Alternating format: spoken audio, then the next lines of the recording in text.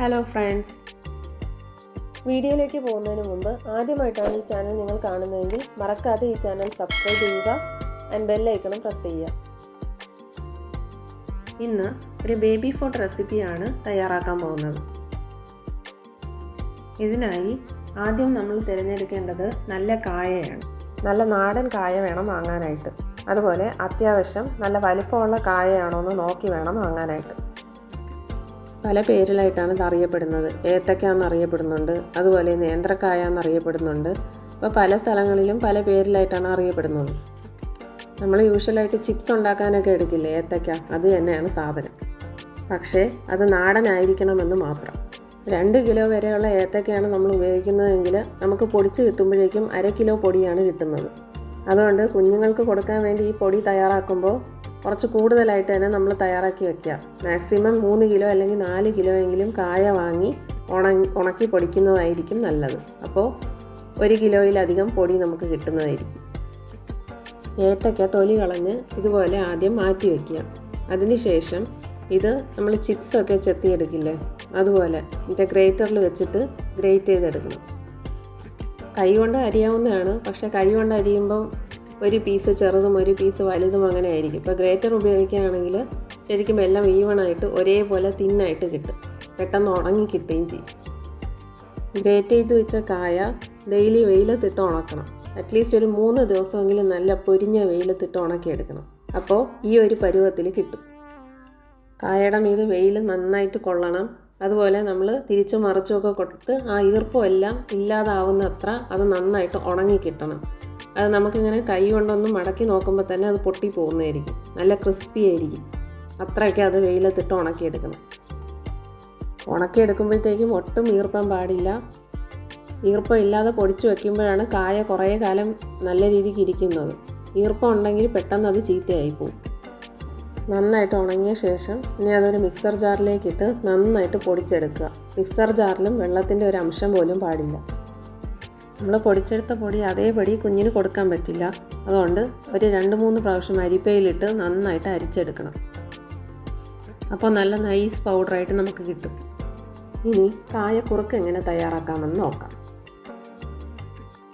കുറുക്ക് തയ്യാറാക്കാനായി ഒരു പാത്രത്തിലേക്ക് 1 ടീസ്പൂൺ കായ പൊടിച്ചത് ചേർത്ത് കൊടുക്കാം. അതിൻ്റെ കൂടെ ഒരു 1/4 ടീസ്പൂൺ കരിപ്പോട്ടി പൊടിച്ചതും ചേർത്ത് കൊടുക്കാം. അതിലേക്ക് 1/2 ഗ്ലാസ് വെള്ളം ചേർത്ത് കൊടുക്കാം.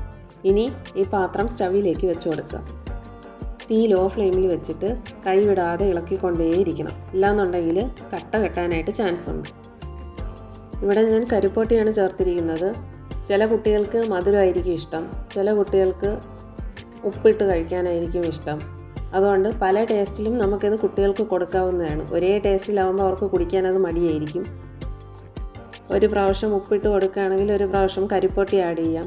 അല്ലാന്നുണ്ടെങ്കിൽ പനങ്കൽക്കണ്ടം ആഡ് ചെയ്യാം, സാദാ കൽക്കണ്ടം ഇടാം. ഇങ്ങനെ എന്തെങ്കിലും ആൾട്ടർനേറ്റീവ്സ് മാറ്റി മാറ്റി കൊടുക്കാം. അല്ലാന്നുണ്ടെങ്കിൽ ശർക്കര കൂടി ചേർക്കാം, ഒരു കുഴപ്പമില്ല.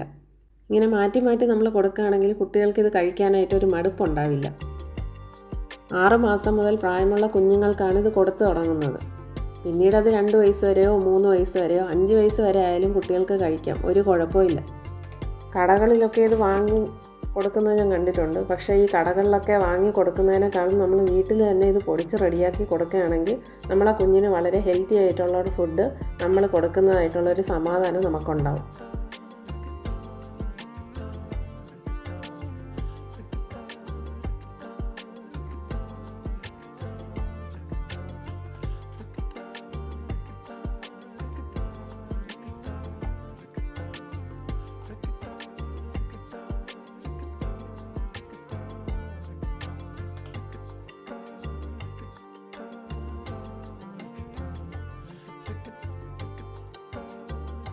ഇങ്ങനെ ഇളക്കിക്കൊണ്ടിരിക്കുമ്പോൾ തന്നെ കാണുന്നില്ലേ, ചെറുതായി ഒന്ന് കുറുകി വരാൻ തുടങ്ങിയിട്ടുണ്ട്.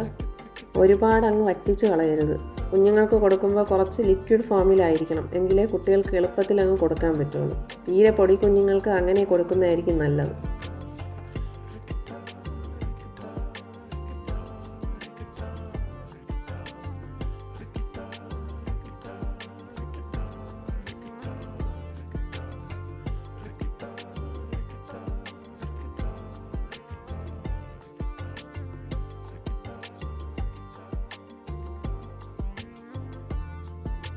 ഈ ഒരു കൺസിസ്റ്റൻസി ആകുമ്പോഴേക്കും ഫ്ലെയിം ഓഫ് ചെയ്യാം. നല്ല ഇളം ചൂടോടുകൂടി കുട്ടികൾക്ക് കൊടുക്കുകയാണെങ്കിൽ വളരെ ടേസ്റ്റി ആയിരിക്കും. അവർ നല്ല എളുപ്പത്തിൽ കഴിച്ചോളും, ഒരു മടിയും കാണിക്കത്തില്ല. ഇന്നത്തെ വീഡിയോ നിങ്ങൾക്ക് എല്ലാവർക്കും ഇഷ്ടമായെന്ന് കരുതുന്നു. നിങ്ങളെല്ലാവരും ഇത് വീട്ടിൽ ട്രൈ ചെയ്ത് നോക്കുക. നിങ്ങളുടെ അഭിപ്രായങ്ങൾ കമൻറ്റ് ബോക്സിലൂടെ അറിയിക്കുക. ഈ ചാനൽ ലൈക്ക് ചെയ്യുക, ഷെയർ ചെയ്യുക, ആൻഡ് മറക്കാതെ സബ്സ്ക്രൈബ് ചെയ്യുക. Thanks for watching.